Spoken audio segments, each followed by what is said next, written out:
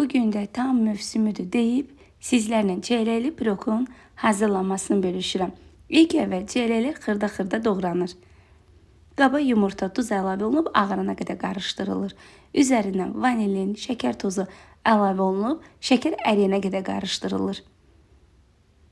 Yumşaq kərə yağı əlavə olunur.